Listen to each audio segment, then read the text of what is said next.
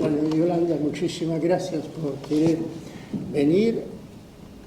Usted y, por supuesto, en su persona agradezco al Ayuntamiento que ha permitido a Sierra Norte de utilizar estas facilities que son estupendas, muy cómodas, muy bien y muy bien mantenidas. Muchísimas gracias. Muy bien. Si nos quiere decir algo. Sí, muchas gracias. Buenas tardes. Bienvenidos a esta Casa de Cultura. Hoy tenemos algo especial, que por eso estáis aquí. Tenemos una perspectiva estética de Joaquín Sorolla. Quiero agradecer a la Asociación Cultural Sierra Norte por venir aquí, hacerlo en nuestro municipio y en nuestra maravillosa Casa de Cultura. Así es que, ¿qué decir? Sorolla, luz propia, brilla por luz propia. Me encanta Sorolla. Y bueno, ahora él nos va a presentar, creo que tenemos una ponente espectacular. No sé si vinisteis la edición anterior, nos queda otra edición para animaros que vengáis, que es el día 28 de marzo a las 6:30, con otra mesa redonda que intervienen alumnos te presento yo lo de la semana, del Instituto Tecnológico Fuenllana, y también vendrás tú, ¿no? Exactamente. Pues nada, muchísimas gracias por estar aquí y él los va a presentar a la estupenda ponente que tenemos aquí. Muchas gracias. Gracias.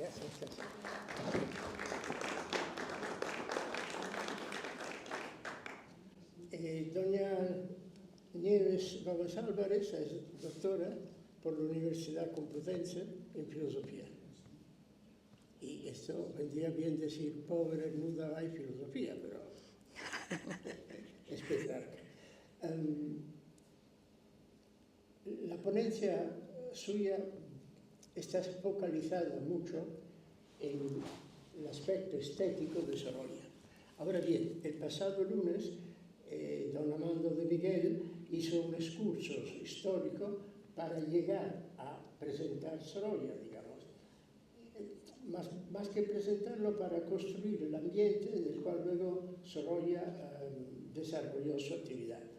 Esta tarde, doña Nieves se centrará y nos centrará en el mismo Sorolla y en su estética. Nieves es, como he dicho, doctor en filosofía, ha publicado distintos libros, algunos están a punto de salir. Me ha sorprendido mucho porque ha traducido desde el alemán un texto que a mí me encanta, que es La muerte de Sócrates, de Romano Guardini, y ha tenido la bondad de ser una sponsor importante de Sierra Norte, porque nos ha ayudado muchísimo a lo largo de este año y medio. Y fue gracias a un encuentro el día 15 y 16 de marzo del año pasado, cuando había organizado en la Universidad Villanueva en Madrid el Congreso de Estética Filosófica, ¿te recuerdas, no? Uh-huh. Que pues coincidimos y pues nos comentamos, pero el año que viene es el centenario de la muerte de Sorolla y tendremos con Sierra Norte, Collado Villalba, Cedilla, pues, y de ahí surgió un poquito la idea de hacer algo para conmemorar este importante evento. Y este algo, aquí estamos y somos testigos de que se está desarrollándose gracias a la importantísima colaboración del Ayuntamiento de Villalba. Hay que decir que también Nieves es miembro de la Junta Directiva del Ateneo Escurialense, con el cual hay una espléndida colaboración. ¿Por qué? Porque entendemos que no hace falta separarse, sino unir para desarrollar actividades de carácter cultural. Y el Escorial, por supuesto, es un lugar privilegiado por lo que a cultura se refiere. Bueno, nada más. Aquí yo tengo una nota larguísima sobre nieve, pero os la ahorro. Si queréis la podréis leer en la página web de Sierra Norte. Y le dejo la palabra. Muchas gracias, David.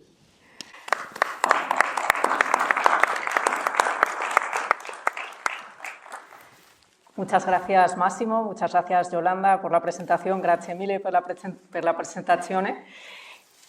Como se ve en pantalla, lo que yo quiero contar hoy es Joaquín Sorolla desde una perspectiva de filosofía estética.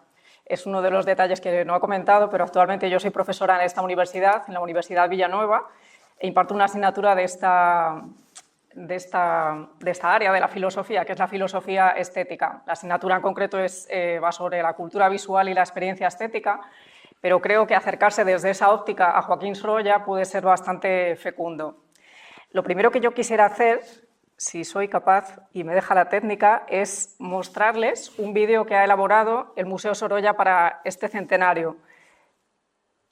Es este vídeo, ellos lo han titulado de manera muy acertada, en 2023 tenemos mucho que celebrar, y creo que es una manera bastante apropiada de empezar porque es prácticamente Joaquín Sorolla quien habla directamente sobre sí mismo, sobre su recorrido biográfico y hasta qué punto para él lo más importante era, por un lado, su afición a la pintura, su vocación, su pasión por la pintura y, por otra parte, la pasión por su mujer y por su familia. Entonces, en primer lugar, pues diríamos como que la experiencia estética comienza escuchando al propio Sorolla. Yo, Joaquín Sorolla, he dedicado mi vida a la pintura. Desde que empecé a pintar, mi obsesión fue destruir todo con el realismo. Qué difícil me ha sido lograrlo. Me crié en Valencia con mi tía Isabel y mi tío José, que me ayudaron a formarme como pintor. Me acompañó mi esposa, Clotilde, la compañera de mi vida. Nos instalamos en Madrid y nacieron nuestros 3 hijos, María Clotilde, Joaquín y la pequeña Elena. Ellos fueron la familia que me dio la estabilidad y el amor que como hombre huérfano anhelaba. Participé en muchas exposiciones nacionales e internacionales y crucé el océano hasta Nueva York, donde mi gran exposición fue visitada por 160.000 personas en un mes. Seguro de mi pintura, pude centrarme entonces en el arte, en la luz, en el color. Tanto trabajo y tanta emoción me pasarán factura. La enfermedad me sorprenderá a un joven con 57 años, pintando en mi jardín, y no podré trabajar más. Este año se cumplen 100 años de mi muerte, y me conmueve pensar que mi pintura sigue siendo apreciada, que mis esfuerzos por reflejar la verdad siguen emocionando.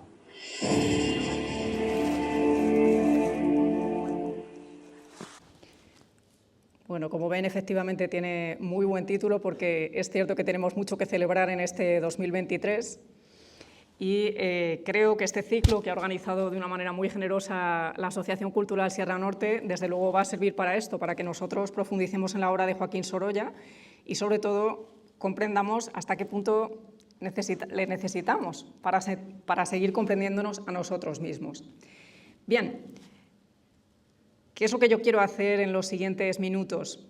Pues sobre todo lo que quisiera hacer es aplicar uno de los textos que yo utilizo en mis clases, que es este que ven ahora aquí en pantalla, Historia de 6 ideas, del historiador del arte y filósofo estético Władysław Tatarkiewicz, en el cual habla sobre la historia de 6 ideas estéticas, aplicarlo a Joaquín Sorolla, es decir, analizar qué es lo que dice él en su libro sobre estas 6 ideas estéticas y, en cierta manera, ver cómo en los cuadros de Sorolla aparecen estos 6 grandes temas de la filosofía estética. ¿Cuáles son esos 6 grandes temas? Pues como ven aquí, en primer lugar tenemos el arte, después tenemos el tema de la belleza, la forma, la creatividad, la mímesis y la experiencia estética. Él ha planificado este libro de una manera, en cierto modo, histórica. Es decir, por ejemplo, toma el concepto de arte y va analizando qué es lo que ha significado arte, de dónde proviene la palabra etimológicamente, qué es lo que ha significado el concepto de arte a lo largo de la historia. Contiene algunas ideas bastante sorprendentes, por ejemplo, con el tema de la creatividad, porque hoy día nosotros solemos considerar que es uno de los valores fundamentales, incluso hablamos de la creatividad en el mundo de la empresa, ya no solamente en el campo de las artes. Y sin embargo, él en el libro muestra que el tema de la creatividad es bastante nuevo en la historia, que ciertamente en la antigüedad no era un concepto importante. Bien, como decía entonces, lo que vamos a hacer en los siguientes minutos es analizar estas 6 grandes ideas estéticas aplicadas a Joaquín Sorolla. Comencemos entonces con el concepto de arte. ¿De dónde viene la palabra arte? Bueno, pues lo primero que hay que decir es que, como muchas palabras nuestras del español contemporáneo, provienen de las dos lenguas clásicas, por un lado el griego, por otra parte el latín. En concreto, la palabra ars más bien en griego se dice tekné, de la cual deriva nuestro término actual técnica. ¿Qué quería decir tekné? Pues era un concepto amplísimo en el mundo griego. Para ellos, tekné era sobre todo la destreza que tenían ciertas personas para construir determinados objetos. ¿Qué objetos? Pues podrían ser muchísimos. Yo he puesto, por ejemplo, aquí el tema del barco. Construir un barco era una cuestión de tekné, era una cuestión de destreza, de arte en último término, pero también ellos lo aplicaban a conceptos amplísimos como, por ejemplo, el mandar un ejército. Evidentemente, mandar un ejército no lo puede hacer cualquiera, lo debe hacer una persona que tenga la capacitación suficiente e incluso la estrategia estudiada, podríamos así decir. Bueno, pues eso también caía bajo el concepto de tekné. E incluso podríamos aplicarlo a lo que hacía el marino, la persona que, digamos, va dirigiendo el barco. Eso también era tekné, lo que podríamos englobar en lo que ellos decían tekné. Para ellos, por lo tanto, este concepto de arte o de tekné estaba ligado sobre todo a la destreza, a la idea que alguien tenía de determinada área del saber, al conocimiento de las normas que regían esa área del saber. Podemos ver que, evidentemente, el concepto de arte que nosotros tenemos difiere bastante de este concepto de arte que quizá tenían los antiguos, en concreto los griegos, ¿no? Si avanzamos un poquito en la historia, nos vamos a encontrar con que en la Edad Media este concepto de tekné o de ars va a seguir siendo un concepto amplísimo. Y de hecho ellos van a hablar de las artes liberales o liberadas y las artes vulgares o comunes. No me voy a meter mucho en este tema, pero lo cierto es que era un concepto amplísimo en el cual entraban, pues diríamos, áreas del saber que nosotros para nada consideraríamos hoy arte. Por ejemplo, la aritmética, por ejemplo, la astronomía, ese tipo de artes que nosotros podríamos decir están más bien englobadas en la parte de las ciencias. Bueno, pues para los medievales eran una parte del ars, porque tenían que ver, evidentemente, con esas destrezas y con ese conocimiento de la manera de hacer algo. Cuando nosotros nos acercamos a esta división entre las artes liberadas o liberales y las artes vulgares, la diferencia era sobre todo hasta qué punto la persona tenía que aplicar su inteligencia para ello. En este caso podríamos hablar de las artes liberales, aquellas en las cuales había que implicar un esfuerzo mental, y por otra parte las artes vulgares pues serían aquellas en las que no solamente había que implicar la inteligencia, sino que además había que hacer un cierto trabajo manual. Desde el punto de vista de los medievales, ese tipo de arts era inferior a las otras, por eso podríamos entender ese concepto de liberadas, ¿no? Porque en cierta manera el hecho de aplicar solamente la inteligencia hacía que la persona en cierta manera fuese más libre, no tuviese que aplicar sus manos directamente sobre ello, ¿no? Bueno, aquí tenemos una colección de ilustraciones, seguramente a muchos de ustedes les suenen, porque son las ilustraciones que nos podemos encontrar en el techo de la Biblioteca Real de San Lorenzo del Escorial. Como saben, en esa biblioteca, Felipe II lo que quiso fue reunir pues, una colección de libros y de otro tipo de cuestiones muy importante, y quiso decorar ese techo con las 7 artes liberales. ¿Cuáles son esas 7 artes liberales? Pues las que ven aquí enumeradas: la gramática, la retórica, la lógica, la aritmética, la geometría, la astronomía, la música. Algunas de ellas, como les decía, pues nosotros sí que las seguiríamos considerando dentro de las artes, por ejemplo la música, pero otras lo cierto es que no mucho. La lógica o la aritmética o la geometría ciertamente hoy día las ponemos del lado de las ciencias, ¿verdad? Lo curioso de este listado, y si vamos a la biblioteca del Monasterio del Escorial, nos vamos a dar cuenta de que ciertamente son pinturas, pero ahí no está representada la pintura. Se trata de las 7 artes liberales, pero lo cierto es que ahí no vemos un cuadro que represente directamente la pintura, como no vemos uno que represente la arquitectura o como no vemos uno que represente la escultura. Porque en esta época no hay esa idea de que las artes tienen que englobar este tipo de cuestiones, ¿no? ¿Cuándo va a cambiar esta idea de que las artes se refieren directamente a la escultura o a la pintura o a la escultura? Pues va a cambiar a partir del Renacimiento, esa época de la cual pues, Amando de Miguel también estuvo hablando de una manera bastante elogiosa la semana pasada. ¿Qué es lo que sucede en el Renacimiento? Pues, como todos sabemos, hay una revalorización del concepto de belleza. Empieza a tener una importancia mucho mayor de lo que había tenido en épocas anteriores. Evidentemente que en la Edad Media nos vamos a encontrar con que hay una enorme belleza, no hay más que pensar pues, en el tipo de arte que se produce en ese momento. Las catedrales tienen una fascinante belleza y, sin embargo, la belleza empieza a funcionar de una manera distinta en el Renacimiento. Es importante para ciertas clases sociales rodearse de belleza y, además, los propios artistas, lo que nosotros denominamos hoy artistas, esos arquitectos, esos pintores, esos escultores, empiezan a tener una conciencia de sí mismos diferente a la que tenían los artesanos en la Edad Media. Se empiezan a considerar a sí mismos no solamente una persona que es artesana, que hace un cierto trabajo manual, sino alguien que hace un trabajo intelectual. O sea que, como vemos, cambia esa percepción de sí mismo que pueden tener estos artistas, ¿no? A partir del siglo XVI nos vamos a encontrar con que este concepto de arte realmente sí que abarca lo que hace el pintor, lo que hace el escultor o lo que hace el arquitecto. Y sobre todo se va a empezar a utilizar el término arte del diseño, o lo que nosotros denominaríamos dibujo en español, porque en cierta manera sería lo que engloba esas tres formas de arte. Incluso nos lo podemos encontrar directamente en el Tratado sobre las perfectas proporciones del año 1567 de Danti, la idea de que las artes realmente es la arquitectura, la pintura, la escultura, lo que hoy día nosotros denominaríamos bellas artes como tal, ¿no? Va a ser una persona muy importante, Marsilio Ficino, el director de la Academia Platónica de Florencia, la persona que hable directamente de esto, de que cuando nosotros estamos utilizando el concepto de arte, no solamente estamos hablando de la aritmética o de la geometría, como había sido lo común durante toda la antigüedad y toda la Edad Media, sino que propiamente deberíamos referirnos a esto, a esas áreas que realmente crean arte. Y va a ser en el siglo XVI cuando un teórico, como es Francesco de Holanda, empieza a utilizar directamente la expresión que nosotros utilizamos hoy día, bellas artes. Como he comentado anteriormente, pues lo que se utilizaba antes era o techne o arts, pero no bellas artes. Va a ser en este momento, siglo XVI, cuando se comienza a popularizar este concepto. Es importante, claro, porque ya no se trata simplemente de arts, de esa destreza que puede tener alguien para producir algo determinado, sino que se trata de las bellas artes. ¿Y por qué se denomina así? Bueno, pues sobre todo porque las bellas artes consisten en un tipo de hacer que produce algo bello, que produce placer en nosotros. Realmente lo que produce es algo agradable para nosotros.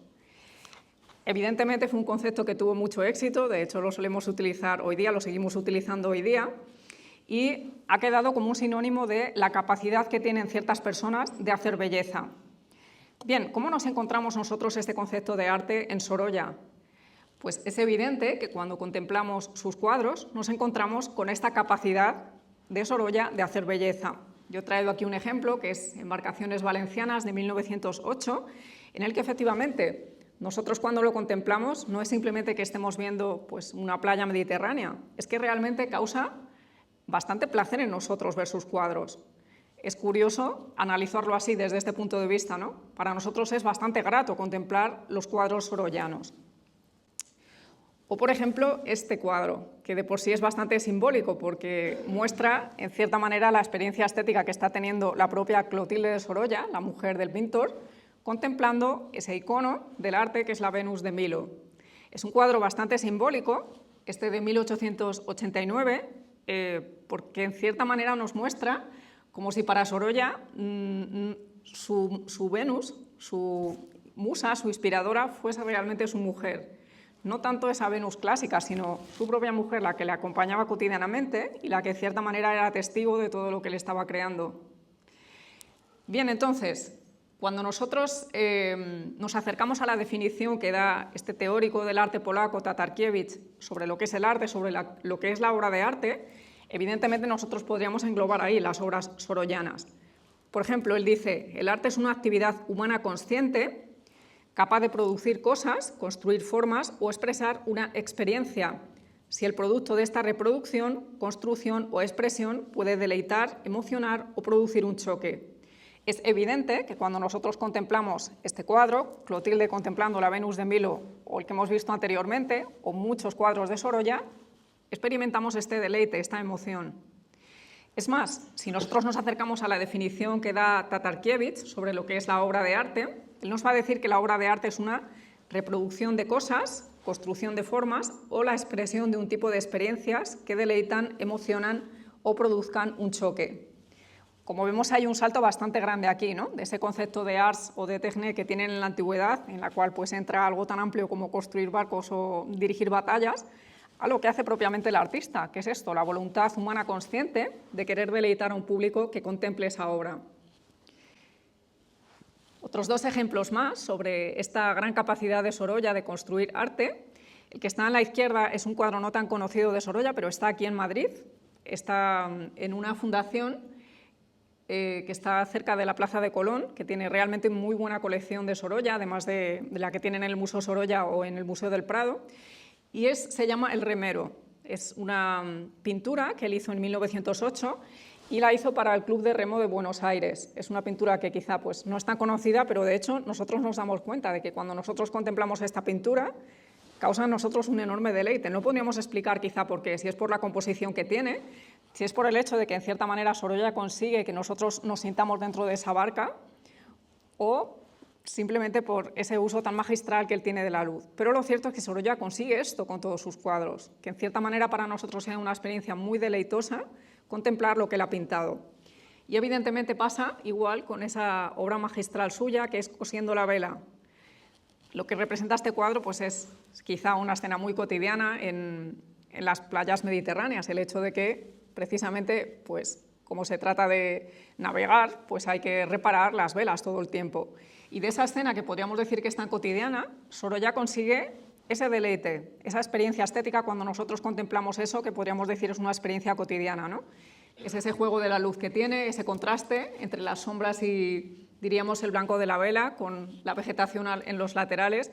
Quizá la composición también lo consigue, pero el hecho es que Sorolla consigue esto, entra de lleno en esa definición que nos ofrece Tatarkiewicz sobre lo que es arte o sobre lo que es obra de arte. Bien, el segundo concepto de este filósofo del arte polaco es el concepto de belleza. Es curioso en este caso darse cuenta de que ni en Grecia ni en Roma han utilizado la palabra directa que ha desembocado en nuestro concepto actual de belleza. Veremos en qué momento se gesta. En Grecia utilizaban el concepto de kalon y en Roma y en la Edad Media más bien el concepto de pulcrum, que es un concepto que quizá pues, pervive en el castellano moderno en la forma de algo pulcro, pero no tiene el mismo sentido como cuando nosotros decimos propiamente que algo es bello. Basan en el Renacimiento, de nuevo con el italiano, esa lengua tan fina, tan delicada, cuando se consiga este nuevo término, el concepto de bellum. Y de aquí se van a derivar pues, esos términos que utilizamos en la mayoría de lenguas europeas modernas. Por ejemplo, bello en italiano, en español bello, beau en francés o beautiful en inglés, que tiene exactamente esa misma raíz. Es como si esa experiencia que han tenido los artistas del Renacimiento necesitase una nueva palabra, un poco diferente a la que tenían los griegos o a la que tenían los romanos. Y bueno, hay otras lenguas modernas, como por ejemplo puede ser el alemán, que no tiene exactamente la palabra que deriva de bellum, pero que en cierta manera utiliza pues, las raíces que tenía en su propia etimología, como por ejemplo pues, el término schön, que es el que en alemán se utiliza para decir algo bello, ¿no? ¿Qué era algo bello en Grecia? Utilizando pues, el concepto que ellos usaban, que era kalon. Bueno, pues para ellos, de nuevo, era un concepto amplísimo. No era algo que aplicasen simplemente a lo que nosotros podríamos decir son obras de arte. Para ellos, lo bello era lo que se refería a las figuras, pero también a los colores, a los sonidos, pero incluso a los pensamientos. Se puede hablar de pensamientos bellos, e incluso a las costumbres. Pensemos que, por ejemplo, Platón en este libro, el Hippias Mayor, habla directamente de las leyes bellas, es decir, de ese tipo de costumbres, de ese tipo de normativas que producen que los seres humanos actúen de una manera buena. Es un ejemplo curioso, ¿no? Porque si nosotros pensásemos en un ejemplo de belleza, pues no pensaríamos lo primero en una ley que fuese bella. De hecho, hoy día, lamentablemente, tenemos ejemplos de leyes que no son demasiado bellas. Pero el hecho es que es así. En Grecia, en Roma, el concepto de lo bello va a ser muchísimo más amplio de lo que nosotros entendemos hoy día, ¿no? Aristóteles, por ejemplo, nos va a decir que lo bello es aquello que además de bueno es agradable, o sea que va a unir los dos conceptos. Lo ético es además estético. Tomás de Aquino va a decir que lo bello es aquello que es agradable de percibir, sobre todo lo que nos llega a través de los sentidos, y en Kant nos vamos a encontrar un acercamiento pues, bastante más complejo, como él hace siempre en su filosofía, ¿no? Lo bello para él es aquello que es agradable por medio de la subjetividad, de un modo inmediato, universal y desinteresado, más que por medio de la impresión o de los conceptos. O sea que en este sentido pues, se va a alejar un poco de Aristóteles y también de Tomás de Aquino, ¿no? Luego, además, Tatarkiewicz dedica bastante espacio en su libro para hablar de lo que él denomina la gran teoría de la estética europea. Diríamos, una gran teoría sobre lo que es la estética que perduró prácticamente durante 1000 años y solo empezó a decaer pues, a partir del romanticismo, cuando se empieza a crear una nueva idea de lo que sería la belleza. ¿En qué consistía esta gran idea, esta gran teoría de la estética europea? Bueno, pues sobre todo era una gran teoría de la belleza que estaba apoyada en los conceptos de proporción, en la ordenación de las partes y en las interrelaciones entre esos elementos. Un buen ejemplo de ello pues, es efectivamente este que estamos viendo, ¿no? Las cariátides del templo del Erecteion, que podemos ver en la Acrópolis ateniense, y pues, que en cierta manera nos representa esta idea de proporción, de armonía. En un pórtico, pues los griegos eran capaces de expresar esto, cómo nos encontramos un equilibrio de los volúmenes, un orden entre las columnas e incluso pues, la idea de la proporción. Evidentemente, esta idea procedía de mucho antes, procedía de los pitagóricos. Como sabemos, esa gran escuela, un poco religiosa también en cierto sentido, que sobre todo se dedicó al cultivo de la matemática, que consideraban que la matemática, de hecho, pues, tenía una especie de halo sagrado, ¿no? Esta idea de la proporción, esta idea de, diríamos, el número, pues va a estar presente, como digo, durante prácticamente 1000 años, hasta que llegue un momento en el que se busca una nueva teoría de la belleza, ¿no? Va a pervivir, por ejemplo, en esta obra de Vitruvio, los 10 libros sobre arquitectura, donde él la va a aplicar más propiamente a los edificios, a las esculturas y a las pinturas. Es decir, que ese concepto tan amplio que podríamos decir que es la belleza, que inicialmente pues, afectaba incluso a los pensamientos o a las leyes, se va a convertir en algo mucho más específico de las construcciones que hace el hombre. Y en este libro él habla de algo curioso, ¿no? De cómo este concepto de belleza se puede aplicar a la proporción del cuerpo humano e incluso a la belleza del alma. En alemán hoy día también se sigue utilizando esta expresión de schöne Seele, el alma bella, un poco con esta idea que ya vemos aparecer aquí. Esta gran teoría de la estética europea, como ya he dicho, dura prácticamente 1000 años, pero el hecho es que tiene algunos momentos históricos en los que se va enriqueciendo. Uno de esos momentos es con Agustín de Hipona, ese gran filósofo, ese gran teólogo, que ciertamente marca un antes y un después en la historia de la filosofía. Agustín era una persona muy pasional, una persona que tenía un enorme corazón y de hecho lo ponía en todo lo que hacía, para hacer el mal y para hacer el bien también. Y cuando se acerca al tema de la belleza lo hace de una manera muy peculiar. Él, por ejemplo, habla de Dios en sus confesiones y habla de esta vivencia de la belleza que él tiene ante Dios, ¿no? Y dice literalmente que Dios es una belleza tan antigua y tan nueva, como que en cierta manera lo que él necesitaba era un tipo de belleza que llenase su corazón totalmente, ¿no? Bueno, pues claro, desde el punto de vista estético esto es bastante interesante porque cuando San Agustín se acerca a este concepto de belleza, lo que nos va a decir es que la belleza es lo que agrada al ser humano. La belleza es aquello que está apoyado en las formas, en las proporciones y en los números. En cierta manera va a ser alguien que, diríamos, sistematice todo eso que quizá en los pitagóricos estaba de una manera un poco más etérea, ¿no? Y él va a proponer la definición de la belleza ciertamente como medida, como forma y como orden. O sea que este momento es bastante importante también en esa gran teoría de la belleza, ¿no?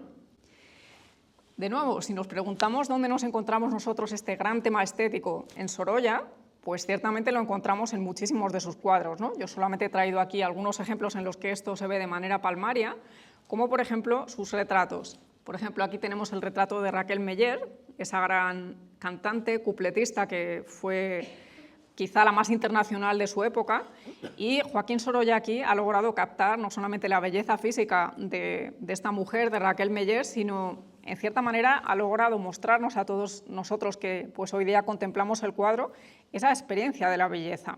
Como en cierta manera cuando nosotros contemplamos el cuadro seguimos teniendo esa experiencia, ¿no? No solamente él físicamente cuando estaba retratando a esta persona. O por ejemplo en este otro cuadro de 1909, El Balandrito, cuando Joaquín Sorolla está pintando a un niño que juega en la playa de Valencia. ¿Por qué este cuadro es tan bello? Bueno, Sorolla ha conseguido ahí plasmar pues esas reverberaciones que hace el sol en las olas, en el agua de la playa de Valencia, ¿no? Ha conseguido además captar pues de una manera un poco mágica, ¿no? Ese momento en el que el niño está siendo tan feliz jugando con su pequeño barco. Y en cierta manera Sorolla ha conseguido, pues no sé, mostrarnos un poco también la experiencia estética que uno tiene pues en esos momentos calurosos del verano cuando está pues disfrutando del agua fresquita, ¿no?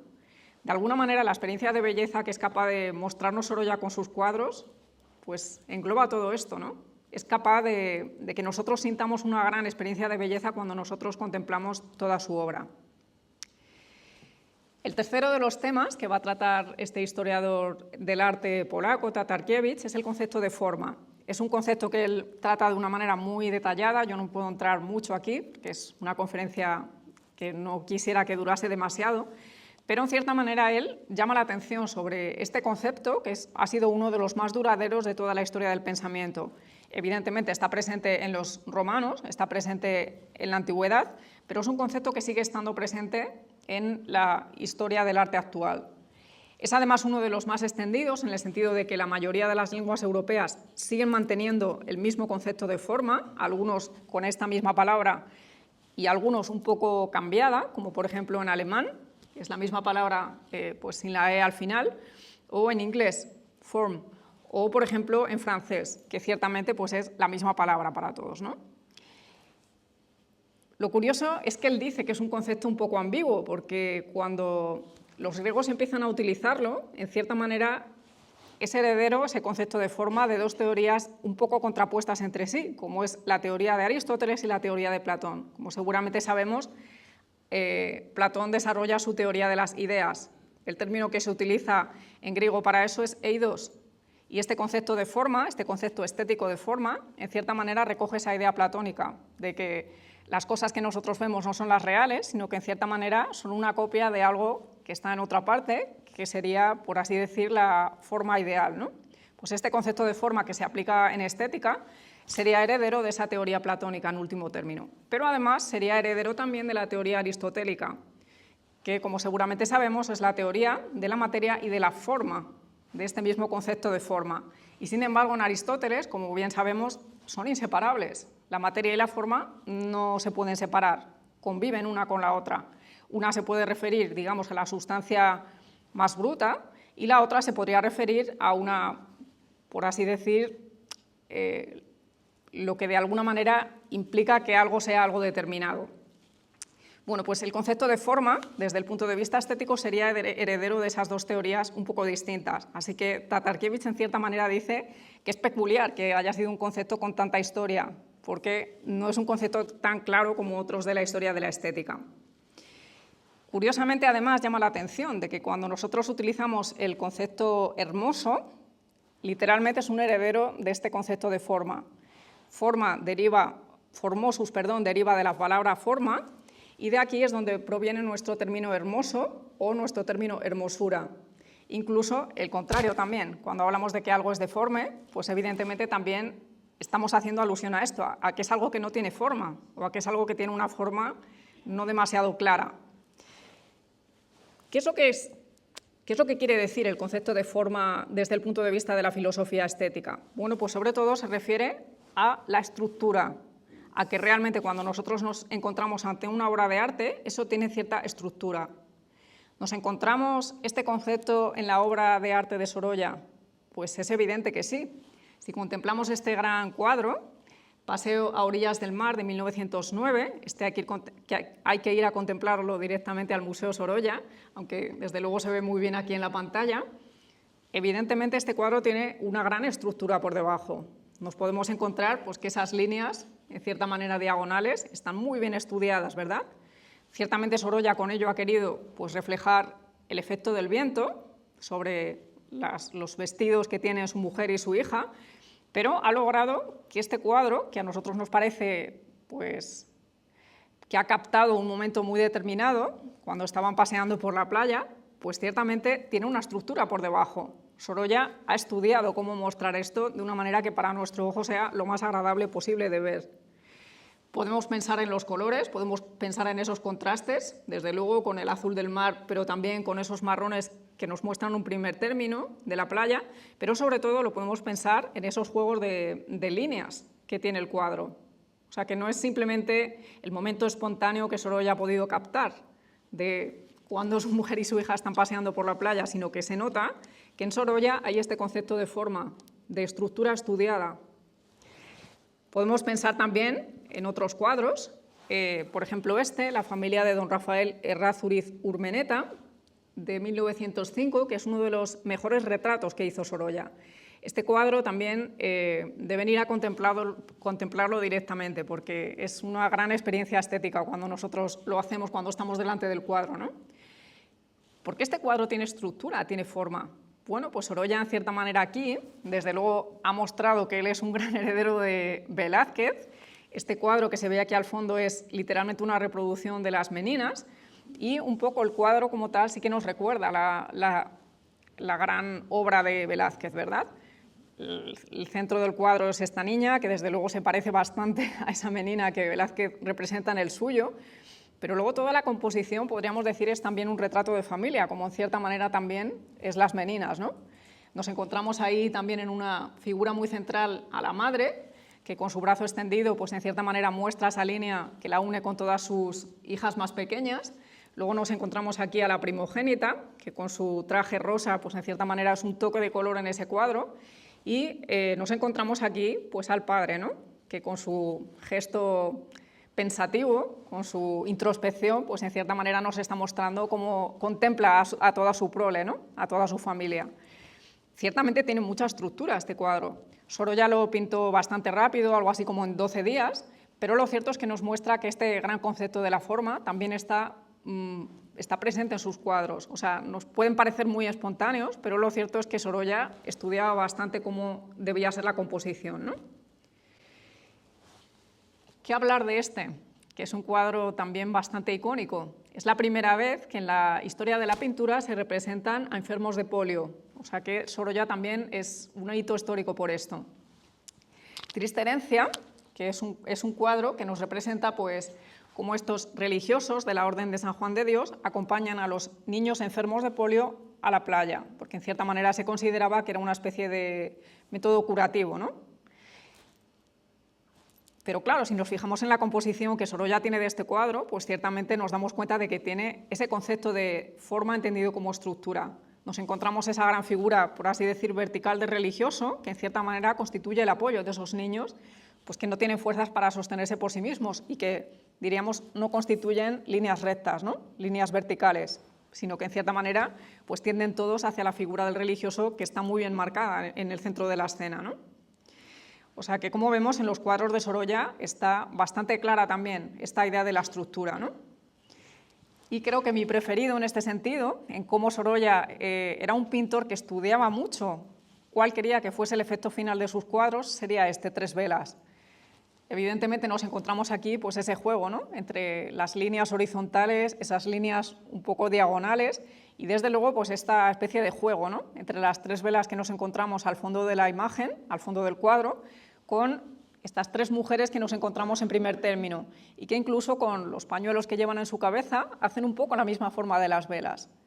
O sea, como vemos, Sorolla estudiaba muy bien las formas de sus cuadros. No es casual que para nosotros sea una experiencia de algo muy armónico, porque ciertamente que él pues, había estudiado cómo producir esta sensación en nosotros. El siguiente concepto que aparece en esta obra sería el concepto de creatividad.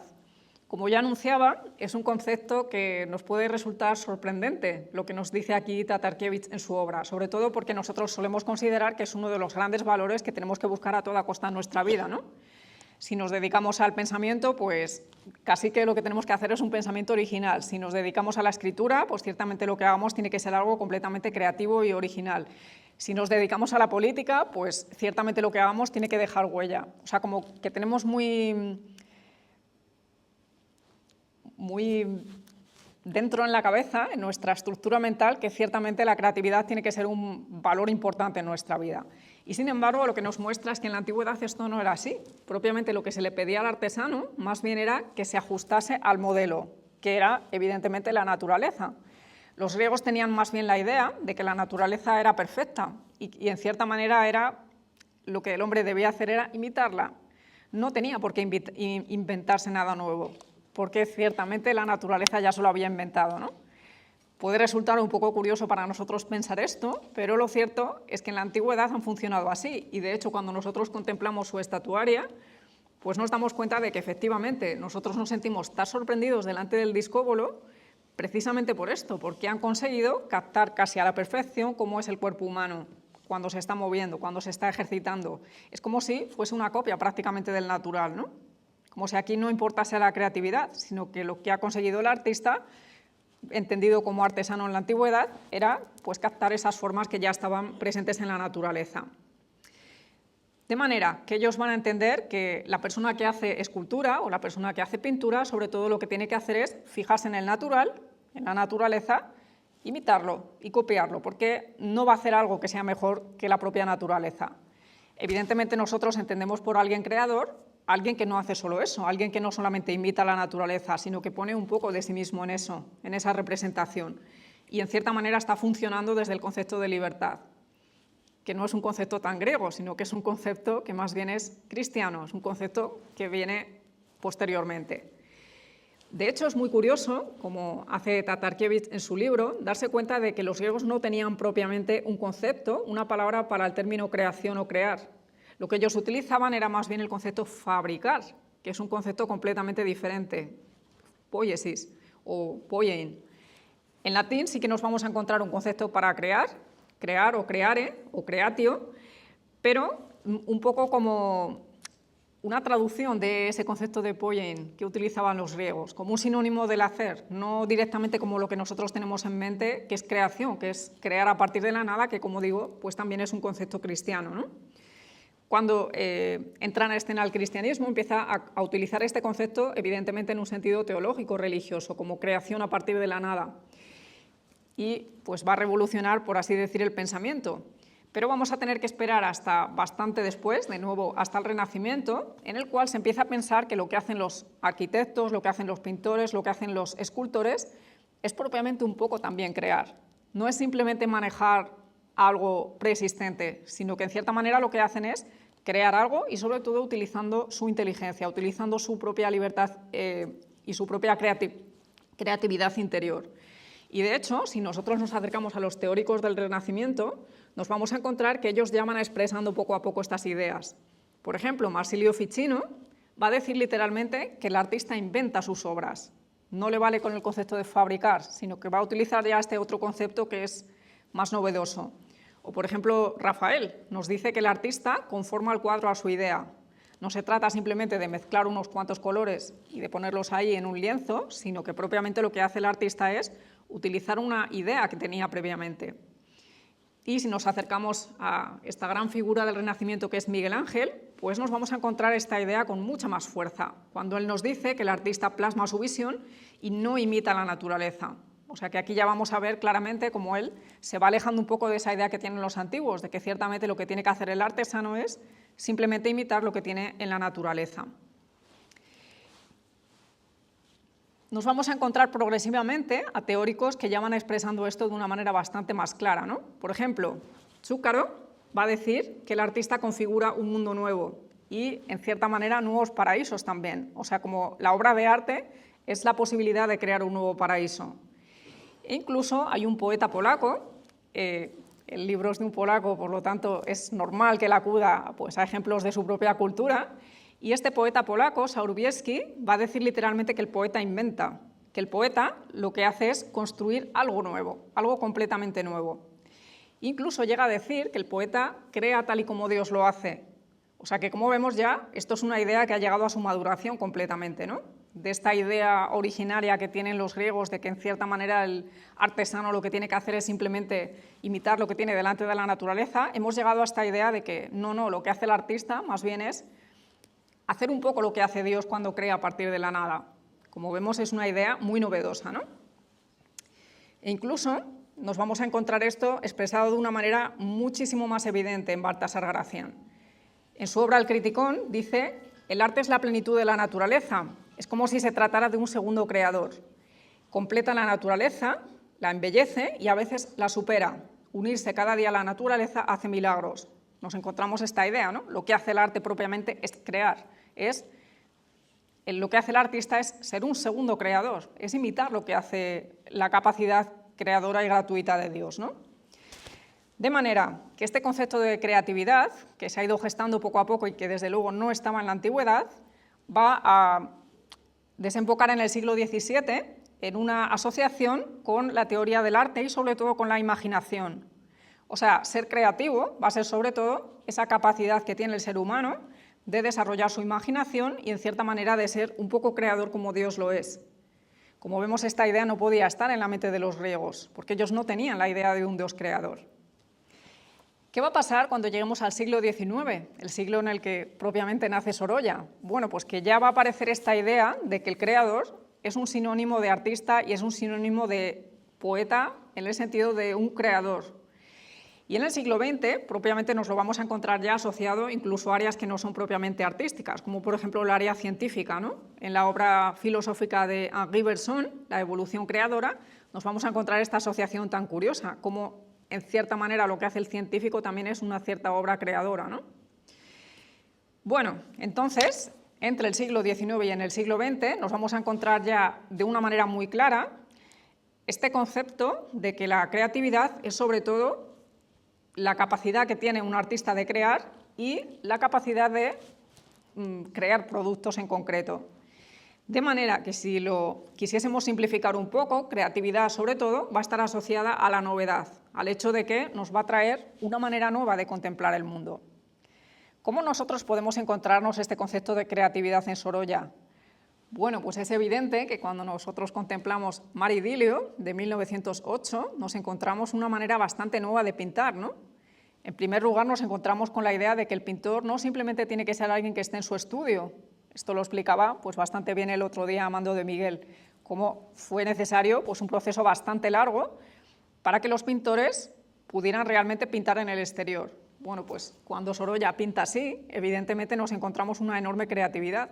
Antes no era común pintar así, lo común era pues, pintar escenas mitológicas, escenas religiosas, retratos pues, un poco artificiales en cierto sentido, ¿no? Como una persona que se sienta y posa durante muchas horas y pues, en cierta manera el pintor lo que hace es presentarle de la manera más idealizada, más idílica posible. Y sin embargo Sorolla aquí pues, se dedica a pintar lo felices que están los niños cuando se están bañando en la playa e incluso pues, podríamos pensar que no son personas muy pudientes, son quizá pues, modelos bastante modestos, ¿no? Personas que no le van a pagar sus cuadros. O sea que, ciertamente, cuando nosotros nos acercamos a la obra de Sorolla, nos encontramos de una manera muy clara este concepto de creatividad. Lo que él pinta, cómo lo pinta, desde luego es una manera bastante novedosa de pintar, ¿no? Lo vemos también incluso en sus bocetos. Hasta ahora no había sacado ninguno, pero desde luego son motivo de estudio para las personas especialistas en la obra de Sorolla, y no sin razón, porque ciertamente son bastante novedosos también, ¿no? El que tenemos a la izquierda, Estudio del Natural, es el boceto que Sorolla hizo previo al gran cuadro que se llama hoy día Señora de Sorolla in Black, que actualmente está en el Metropolitan Museum de Nueva York. Ese gran cuadro en el que nosotros vemos a Clotilde de Sorolla de frente, pues vistiendo un precioso vestido negro con una rosa amarilla en el cinto, pues en cierta manera no es muy parecido a lo que nos encontramos aquí. Pero ¿por qué es novedoso esto? Bueno, pues por el escorzo que utiliza Sorolla ahí, por en cierta manera la capacidad en la que él ha podido plasmar las texturas de esa tela. Tiene muchas cosas novedosas Sorolla realmente, ¿no? Y si nos fijamos en el de la derecha, es uno de esos bocetos que él hizo en 1911 cuando hace un viaje a Estados Unidos, en concreto a Nueva York. Lo que hace Sorolla en este viaje es captar muchos momentos espontáneos de la vida americana. Y realmente lo que nosotros nos encontramos aquí es como una especie de boceto impresionista, ¿no? Ciertamente en ese momento pues, acaba de nevar en esta plaza, en la plaza donde está la estatua del general Sherman, y Sorolla se dedica aquí pues, a pintar esas camionetas que tienen el techo pues, totalmente cubierto de nieve, o la propia estatua, ¿no? Que también está completamente cubierta de nieve. Es completamente impresionista el estilo que tiene aquí Sorolla, ¿no? Bien, Pasamos al quinto de los conceptos que aparecen en el libro, que es el concepto de mímesis. Hoy es un concepto que, a diferencia del de creatividad, pues no solemos utilizar mucho. Vamos un poco a la inversa que los clásicos, que los griegos, ¿no? Para ellos no era muy importante la creatividad y sí que lo era la mímesis, y para nosotros pues es al contrario, ¿no? Este concepto ha solido ser traducido como imitatio en latín y hoy nosotros lo traducimos como una especie de copia de la realidad. Pero en Grecia no significaba exactamente esto. O sea, lo que tenía que hacer el artesano no era simplemente copiar y ya está, ¿no? Es interesante darse cuenta de que este concepto de mímesis nace en un contexto bastante particular, como es el contexto de los misterios del culto dionisíaco. Esta imagen que vemos aquí pues es esas personas que están completamente inmersas en esos cultos dionisíacos, cuando en cierta manera pues están invocando a ese dios Dionisos, ¿no? A ese dios del desenfreno, del vino también. ¿Y qué es lo que se hacía en estos ritos? Pues sobre todo había un sacerdote que realizaba ciertos bailes, ciertos ritos, en los cuales pues era muy importante la música y el canto, sobre todo como expresión de ese mundo interior. Bueno, mímesis, ese concepto que se gesta en estos ritos bastante particulares, quiere decir un poco esto, en cierto sentido, como esa expresión de ese mundo interior, ¿no? Este concepto de mímesis nos lo vamos a encontrar en varios autores de la antigüedad. Por ejemplo, en Platón va a aparecer como un sinónimo de imitación de la naturaleza, y en Demócrito va a aparecer como una expresión de cómo funciona la naturaleza. Por ejemplo, si vemos la imagen de abajo, es una araña que ha tejido toda su tela, ¿no? Y en este caso, además, bastante bonita. Vemos que ha hecho realmente una obra de arte la araña, ¿no? Si nos fijamos en la imagen de arriba, es como si para los griegos lo que hace el humano, en cierta manera, imita lo que hace la naturaleza. Y lo mismo podríamos decir, por ejemplo, con los sonidos, ¿no? En cierta manera, en Demócrito nos vamos a encontrar con la idea de que lo que hace el humano cuando canta pues es imitar a ciertos animales, por ejemplo, al ruiseñor. En este sentido es como ellos utilizan el concepto de mímesis. Si nos acercamos a Aristóteles, nos vamos a encontrar que para él no se trata simplemente de imitar lo que la naturaleza hace, sino en cierta manera de hacer que la naturaleza sea más bella de como ella misma es. Es decir, presentar la naturaleza como es, como podría ser o como debería ser. Como vemos, es un matiz interesante, ¿no?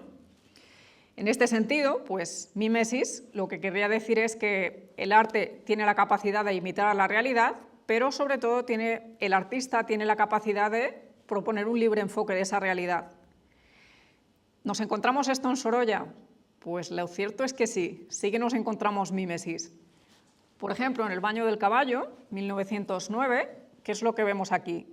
Pues el momento en el que un niño, cuidador de caballos, está sacando al caballo después de haberlo bañado en el agua del mar.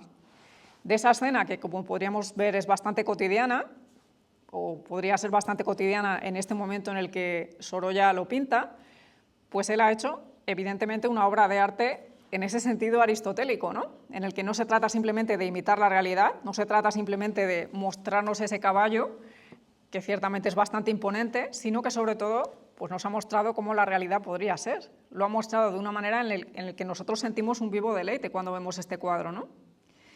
O, por ejemplo, cuando Sorolla se dedica a retratar. Él ha hecho montones de retratos, yo he traído aquí en concreto estos dos, que son dos ejemplos de retratos que pintó para la Hispanic Society en Nueva York.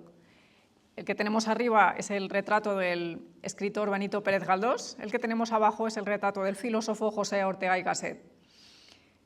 ¿Ha retratado Sorolla aquí la realidad? Pues es cierto que sí, ¿no? Lo que ha hecho ha sido mostrar cómo es pues un escritor en este caso, un filósofo en el otro. Y sin embargo, nosotros podríamos decir que no se trata simplemente de una mímesis en el sentido de la copia, sino que se trata de mímesis en ese sentido más profundo, en el sentido de que él ha sido capaz de captar la psicología de los personajes, ¿verdad? Porque cuando nosotros contemplamos aquí el retrato de Benito Pérez Galdós, pues ciertamente nos damos cuenta de que él era un fino observador de la realidad. En el gesto que él le ha impreso a este retrato, pues ciertamente nosotros lo podemos ver. O en el caso de Ortega y Gasset, nosotros nos damos cuenta de cómo era su carácter, alguien con una enorme generosidad intelectual, alguien muy atento a cómo era el mundo que tenía en torno, alguien muy lector, evidentemente le ha mostrado ahí pues, con su biblioteca, con esa pila de libros que Ortega pues, leía desde muy pronto por la mañana, se levantaba normalmente a las 6, se dedicaba a estudiar 2 horas antes de ir a su cátedra de metafísica, O sea que realmente este concepto de mímesis, este concepto estético de mímesis, también lo encontramos aquí en Sorolla. Y finalmente, desembocaríamos en el concepto de experiencia estética. Tatarkiewicz lo trata de una manera mucho más extensa de lo que voy yo a tratar aquí, pero sí que me gustaría señalar ciertas notas de las que él trata en su libro. ¿De dónde proviene el concepto de experiencia estética?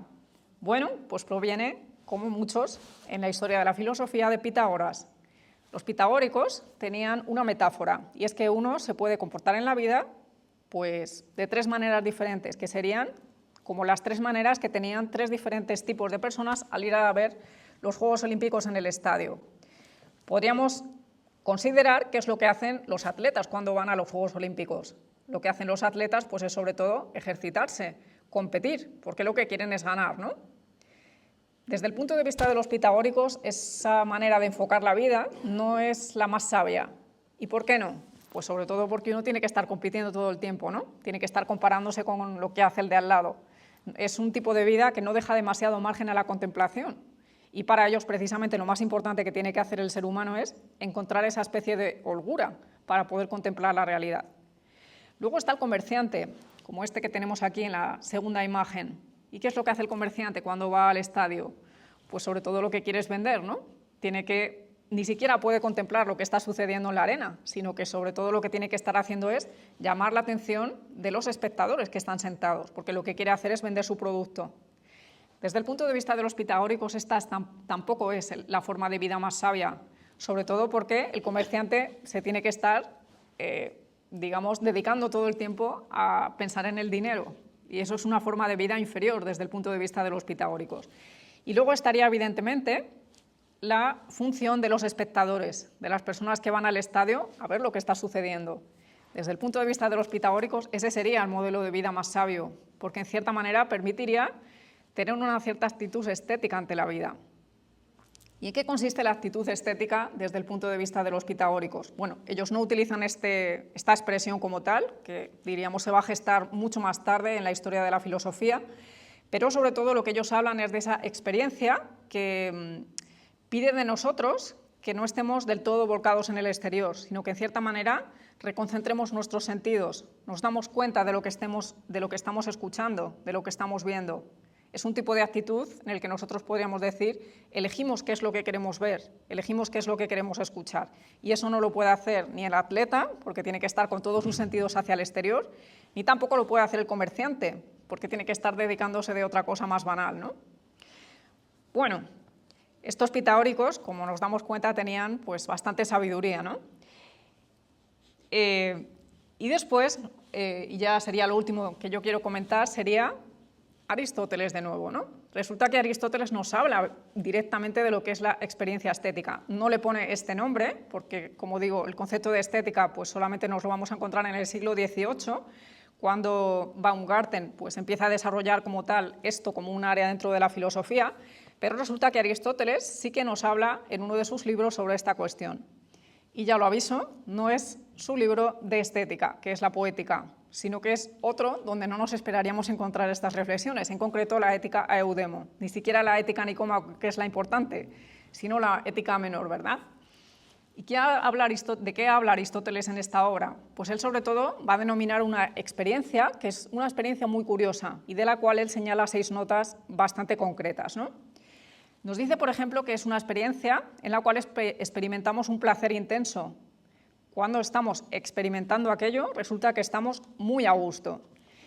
Incluso lo que le pasa al hombre es que le es muy difícil apartarse de esa experiencia. Pensemos que esto es una buena definición de lo que es una experiencia estética, ¿no? A veces nos pasa cuando estamos viendo un cuadro que nos está impactando mucho, nos cuesta separarnos de él.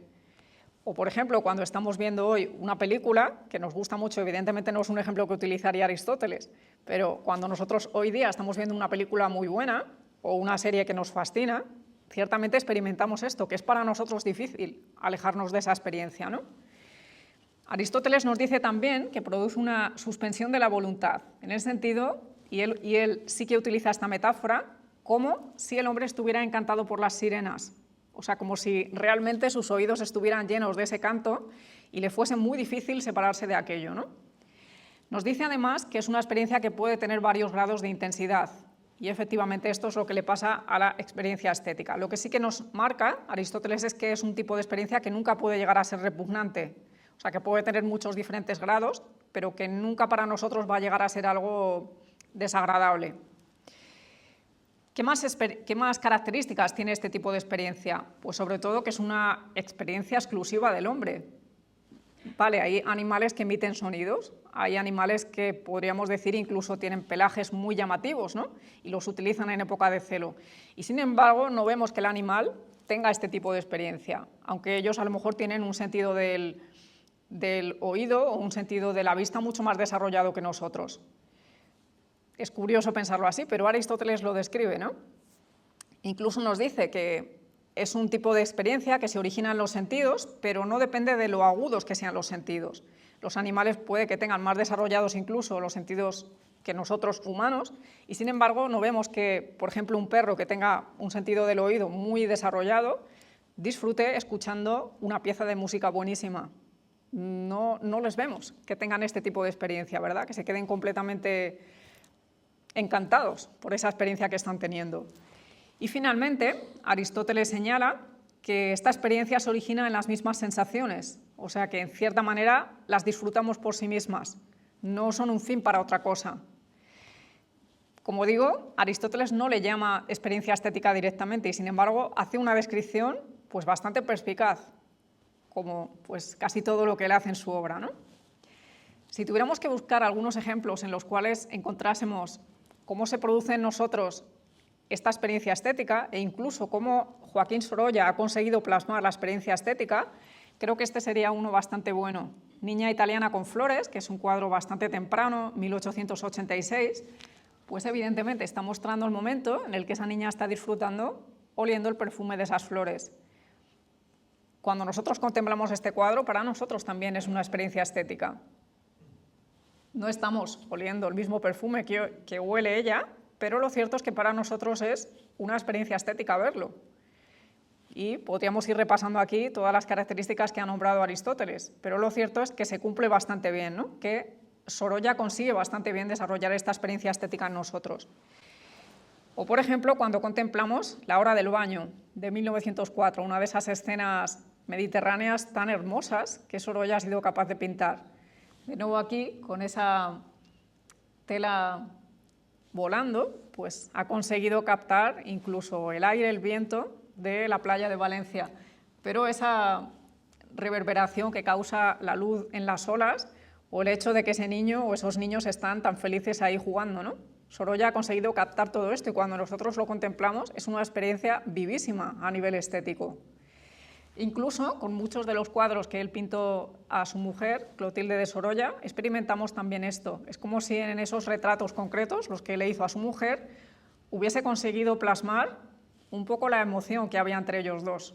Evidentemente Clotilde tuvo que posar muchísimas horas para esos retratos, pero es como si cuando nosotros vemos el cuadro entrásemos un poco en esa fluencia de emociones que ellos fueron capaces de vivir. O sea que Sorolla realmente es un maestro en esta sexta idea de las ideas estéticas, ¿no? En esta experiencia estética. El último que yo quiero traer aquí esta tarde sería este, Playa de Valencia por la mañana, de 1886, en el que Sorolla pues, ha captado ese momento en el que una madre está acercando a su niño muy pequeño al agua. El niño quizá pues, no sabe nadar todavía, a diferencia de los niños más mayores que sí que están ahí ya completamente en el agua.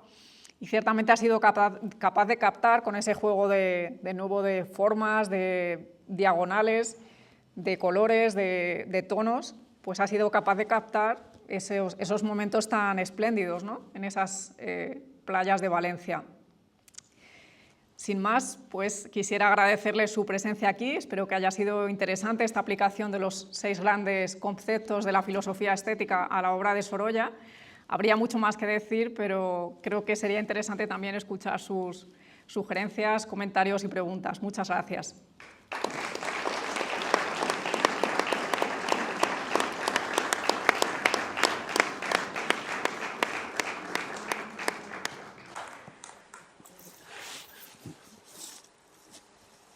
El micrófono lo tengo. Anímense a preguntar. Bueno, yo te a preguntar una cosa. Bueno, primero muchas gracias porque para los que no entendemos mucho de filosofía, porque son otras carreras distintas, pero yo tenía dos preguntas. Una, que me queda extrañado porque al principio, cuando mencionabas en las artes, según se refleja en unas, no sé si eran unos libros o unas pinturas del Escorial, pues no aparecía precisamente ni la pintura, ni la arquitectura, ni la escultura, ¿no? Entonces, ¿me puede dar alguna explicación? Y segundo, cuando los seis conceptos filosóficos, ¿no? sobre el arte, pero el primer concepto ya es el arte, después la belleza, la forma, después la creatividad. La mímesis creo que estaba antes. Muy acertado, porque son distintos puntos de vista, pero todos concluyen después de la práctica es difícil distinguir, ¿no?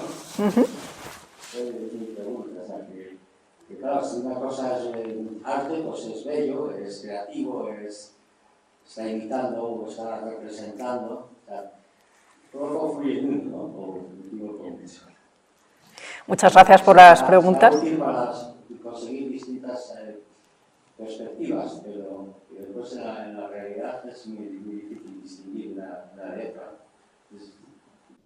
Muy bien, muchas gracias por las preguntas. Sobre la primera, ciertamente cuando nosotros entramos en la Real Biblioteca del Monasterio de San Lorenzo del Escorial, lo que nos encontramos es esa idea plasmada de lo que son las 7 artes liberales, esas artes en las que el hombre no necesita aplicar su trabajo manual, sino que de cierta manera son un tipo de saberes en los cuales sobre todo lo que tiene que aplicar es su saber intelectual.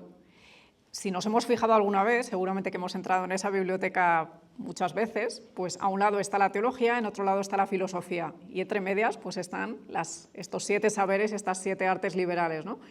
Un poco la idea que quería plasmar Felipe II ahí era que justamente a través de la filosofía llegamos al saber superior que es la teología y necesitamos las 7 artes liberales para hacer ese recorrido. O sea, nuestro conocimiento último desemboca en el conocimiento divino y para eso necesitamos recorrer las 7 artes liberales. Él mismo había estudiado esas 7 artes liberales, o sea, en cierta manera era como la estructura de los saberes de esa época. Es curioso pensarlo así, porque claro, son pinturas, pero no aparece ahí que una de las 7 artes sea la pintura. Están dentro de un edificio absolutamente maravilloso, que efectivamente es como la 8ª maravilla de la humanidad, pero tampoco aparece ahí la arquitectura. Y un poco podríamos considerar que el espacio como tal es un poco escultórico, la propia biblioteca como tal, ¿no? Y sin embargo, pues tampoco aparece ahí la escultura. Es por esto, porque la idea que ellos tenían de los saberes era esa, eran las 7 artes liberales en las cuales no hay que aplicar directamente, diríamos, el saber manual, cosa que sí que hay que hacer, por ejemplo, pues en la escultura, ¿no? O en la pintura. Sería poco a poco cómo fuese cambiando pues un poco esa idea, ¿no? Y el hecho de que las bellas artes, pues ciertamente son estas, las que nosotros consideramos hoy día. Y luego sobre el tema de las 6 ideas estéticas, yo he seleccionado aquí ciertos temas que va sacando Tatarkiewicz en su libro, pero hay muchos más, es decir, que a quien le interese realmente le recomiendo que se lo lea entero. Él habla también del arte contemporáneo ahí. Por ejemplo, cuando yo he leído la definición que él da sobre obra de arte o sobre arte en general, él habla ahí de que la obra de arte no solamente trata de deleitar, como efectivamente hace Sorolla, sino que a veces trata de provocar. Él reconoce que en el arte contemporáneo a veces hay esta voluntad, no el hecho de querer mostrar algo bello al espectador, sino el querer provocarle, el querer darle como una especie de bofetada. Y él considera que esto también es arte, es una de las motivaciones que puede tener el artista para crear una obra. O sea que a quien le interese este tema en concreto, ciertamente se lo puede encontrar ahí, porque él tiene unas reflexiones muy buenas sobre el arte abstracto incluso. Dos preguntas. ¿De qué época es este filósofo polaco? Entre el siglo XIX y el siglo XX. Fue un filósofo bastante vocacional también, porque tengo entendido que alguna de sus obras estuvo a punto de perderse por cuestión de la invasión de los nazis en Polonia, y sin embargo él hizo todo lo posible porque esos manuscritos se conservasen, efectivamente. Luego, otra pregunta, Nieves. ¿Es cierto que en Sorolla ha habido una influencia del luminismo americano? Sí, así es. Yo diría que, en cierta manera, su modo de pintar está un poco influenciado por esta corriente de la época, por así decir, por el hecho de que esa época en concreto en la que él empieza a pintar, hay un interés en mostrar, diríamos, lo positivo de la realidad. Hay que pensar incluso que Sorolla empieza pintando cuadros religiosos por un lado y cuadros sociales por el otro. Y sin embargo llega un momento en el que él se decanta por este tipo de escenas que nosotros diríamos que son más propiamente sorollanas, ¿no? Que son pues, escenas naturales, escenas de playas, escenas de paisajes directamente. Era una corriente de la época en la que ciertamente lo que tenía que hacer el pintor pues, era mostrar ese carácter espléndido que tiene la naturaleza. Gracias. Por allá hay una pregunta, ¿sí? Si se puede acercar el micrófono, por favor. José, el micrófono.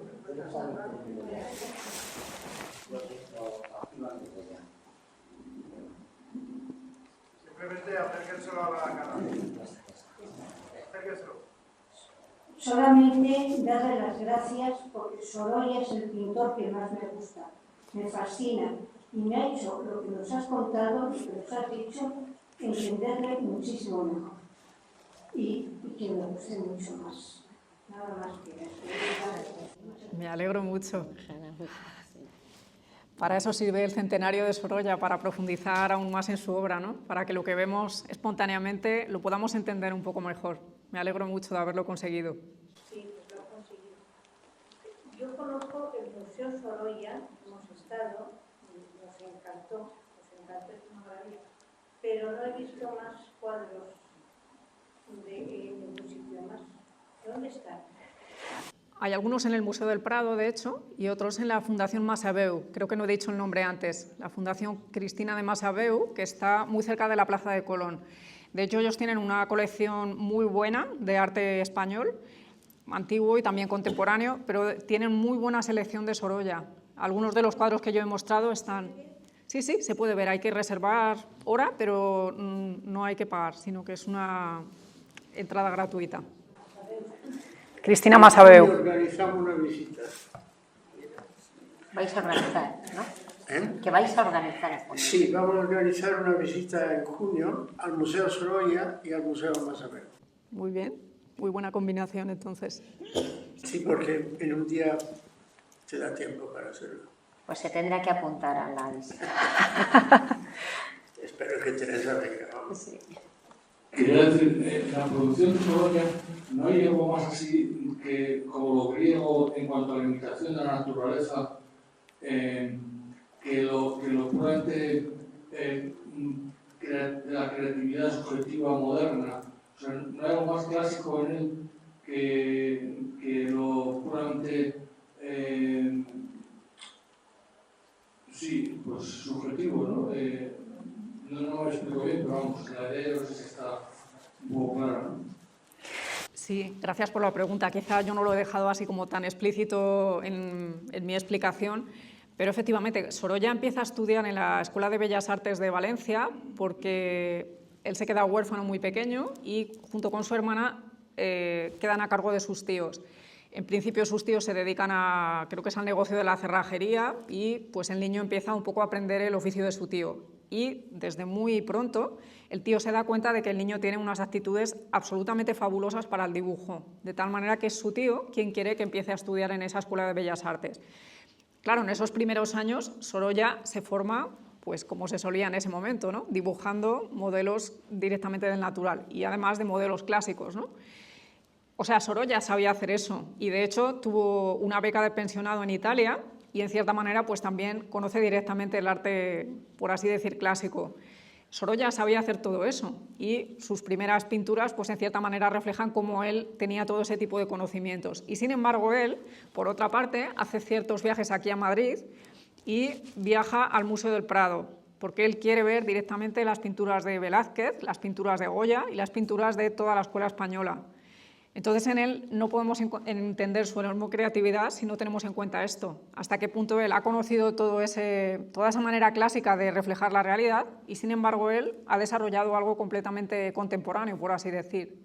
Incluso va a ser muy importante también en toda su trayectoria artística y biográfica el viaje que hace a París, cuando conoce directamente lo que están haciendo los impresionistas allí, el tipo de arte nuevo, el tipo de técnicas nuevas que se están utilizando. Entonces, ya diríamos, teniendo todo ese recorrido, su formación clásica, el hecho de que él es muy capaz de pintar lo que se encuentra en la naturaleza, lo que se encuentra en la realidad, junto con, pues diríamos, ese aprendizaje que le ha hecho de los cuadros de Velázquez, de los cuadros de Goya, de los cuadros de Zurbarán, y esa experiencia con los impresionistas franceses, pues desembocan en algo tan novedoso como lo que nos encontramos en su obra, ¿no? Que nos sigue sorprendiendo a día de hoy. A mí Sorolla me parece un pintor, me ha gustado siempre, desde que viene, que tiene, como diría Romano Guardini, una visión del mundo occidental muy importante, con una fuerte influencia de un elemento fundamental para un pintor que es la luz. En Europa, en Estados Unidos, tuvo un éxito enorme porque era inteligible a la cultura, sea americana que europea en general. Él participó en muchísimas muestras en Alemania, en Italia, Francia, por supuesto, sin hablar de España, obviamente, Inglaterra, Estados Unidos, y en todos estos países tuvo un éxito muy importante. Quiere decir que su capacidad, desde mi punto de vista, de comunicar algo era muy inteligible para el espectador de la cultura occidental.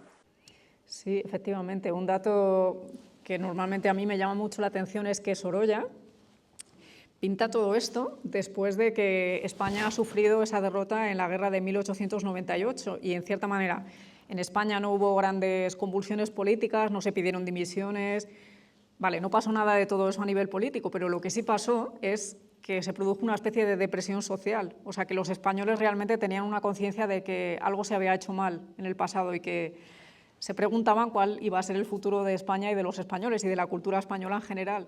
Y claro, cuando Sorolla empieza a pintar todo esto y ese tipo de cuadros empiezan a llegar a Estados Unidos, gracias sobre todo a la labor de Archer Huntington, pues de manera que los norteamericanos se dan cuenta de que la cultura española no está para nada terminada.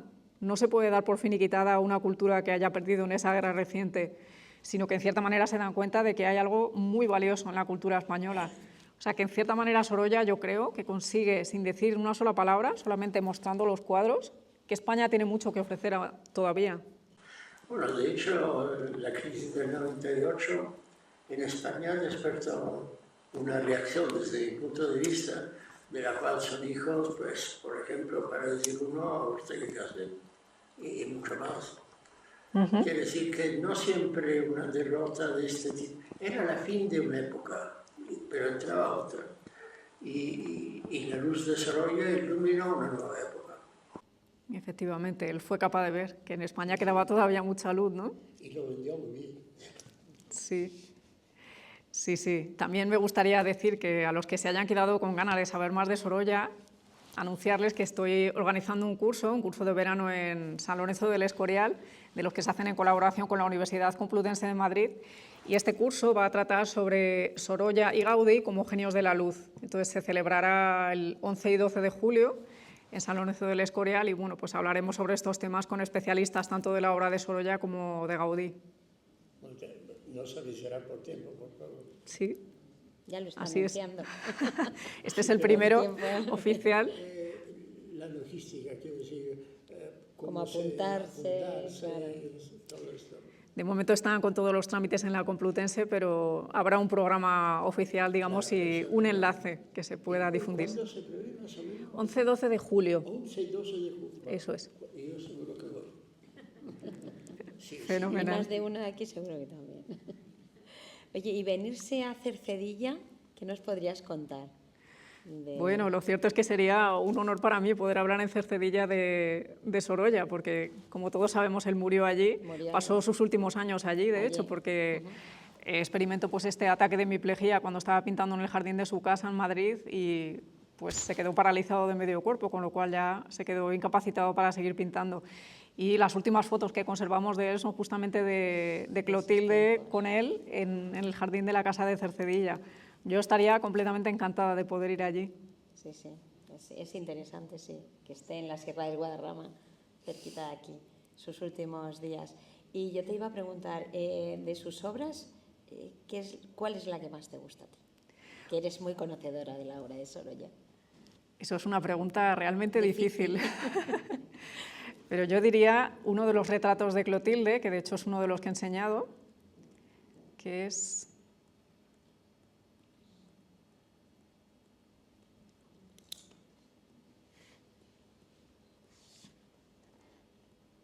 este, Clotilde García del Castillo, de 1910. Quizás es por el gesto de Clotilde, que realmente se la ve como introvertida, pero tiene como esa ligera sonrisa de mostrar que soy alguien feliz con esto que estamos haciendo entre los dos, ¿no? Creo que es la expresión no solamente de un pintor genial, sino de una vida lograda, y yo creo que eso es importante también. Desde luego, sí. Muy bien, te has mojado ahí, ¿eh? Me he mojado, sí, porque además lo he elegido recientemente para uno de los libros que están por aparecer, que es la edición de mi tesis doctoral, que es sobre el tema de la mujer en la obra de Julián Marías. Y la semana pasada pues, he estado escribiendo al Museo Sorolla justamente para pedirles si me pueden pasar esta imagen para que sea la portada de ese libro. Ah, qué bonito. Qué bien. Así que creo que es una buena expresión de todo lo que yo investigué en esa tesis doctoral. Genial. Sí, sobre la mujer de Julián Marías, Franco, ¿no? Sí, en la tesis está, diríamos, el tema de Dolores Franco, pero en general el tema filosófico de la mujer en la obra de Marías. Y creo que bueno, muchas de las cosas que él dice, él define a la mujer, por ejemplo, como persona femenina. Y creo que este cuadro en concreto, este retrato, es una buena expresión de esa definición que tiene Marías. El tema de persona. Bien elegido. Exactamente. Muy bien. Por favor, ¿Sí? a su entender, Sorolla, ¿qué es más, pintor o dibujante? Muy buena pregunta, porque yo creo que estarían unidas las dos. O sea, que no veríamos un pintor tan genial si no fuese porque detrás hay alguien que sabe dibujar muy bien. De hecho, también mostré algunos de los bocetos, si se acuerdan. En cierto momento he mostrado estos dos, tiene muchísimos más. A mí me gusta muchísimo verlos. Hay veces que el Museo Sorolla ha hecho exposiciones solamente de esos pequeños cartones que él utilizaba. Por ejemplo, cuando va a Nueva York, utilizaba todo tipo de soportes para hacer estos dibujos, incluso pues, la factura de la tintorería o, diríamos, el menú del restaurante. Cualquier papel que tenía a su alcance lo utilizaba como apoyo para plasmar lo que él tenía en ese momento delante. Entonces, yo creo que no tendríamos un pintor tan espectacular cuando lo contemplamos si no fuese porque detrás hay alguien que sabía dibujar muy bien. Yo pienso que está en la mezcla, porque tiene algún cuadro es figurativo, 100%, y otro cuadro es abstracto. Los niños cuando están en la lejanía, en la playa, no es una figura, está muy bien hecho. Por eso hay que ser muy buen artista para hacer lo que está haciendo la Sorolla. Para mí es uno de los mejores que hay mundialmente. Sí, yo diría incluso que efectivamente por el hecho de que él sabe dibujar también, llega un momento en el que se puede separar del dibujo, ¿no? De dejar de utilizarlo de una manera tan explícita. Cuando vayan a la exposición de este museo Cristina Massabeu, de esta fundación Cristina Massabeu, allí tienen un cuadro que ellos muestran y cuando lo explican dicen lo siguiente, que es un cuadro en el que Sorolla ha utilizado unas pinceladas muy sueltas y que incluso en el cuadro están incrustadas, diríamos, fragmentos de la playa de Valencia. O sea, se nota que ese día había aire o mucho viento y entonces él estaba pintando y de hecho hay ahí fragmentos en los que se nota literalmente que hay arena de la playa de Valencia. Es como, Sorolla no necesita ya literalmente dibujarlo todo, sino que puede utilizar otro tipo de técnicas incluso.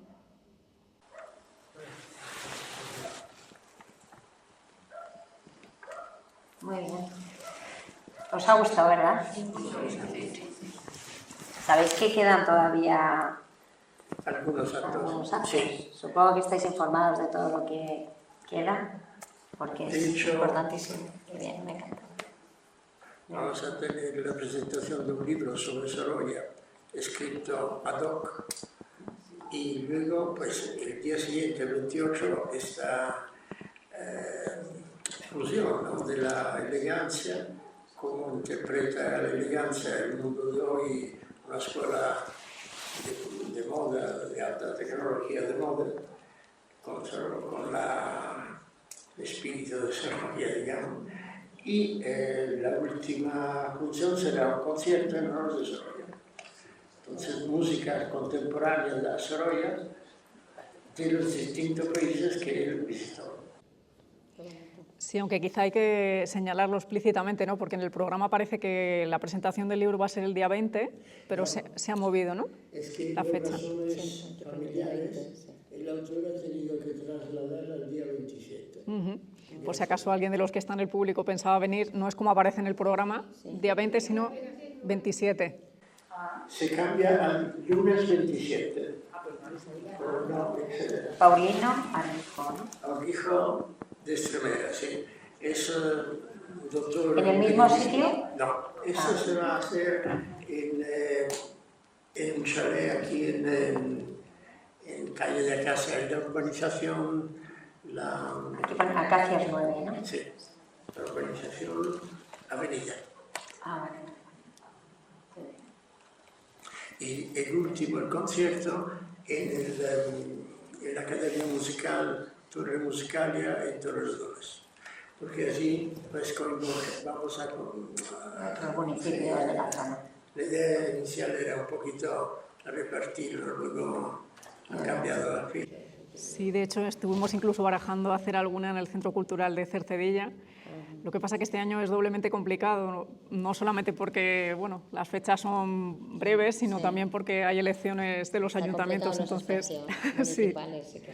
exactamente. Hay cambios, ¿no? Esos cambios, de alguna forma nos vamos a... Solamente ese, en vez del día 20, el día 27, solamente ese. En el mismo sitio, sí, pone Acacias 9. Pone Lo que pone, eso sí que lo pone en el programa. Sí. En el programa yo sé que lo tengo en el mismo sitio, Acacias 9, pero en vez del 20, el 27, y supongo que a la misma hora y todo El único igual. cambio es el día. Del 20 al 27. Eso es, Lo demás queda igual. Hora, lugar. por necesidades del propio ponente, solo por eso. Bueno, de su mujer. Bueno, pues... Muy bien, pues muchas gracias a todos los un aplauso asistentes. muy fuerte, Javier Nieves.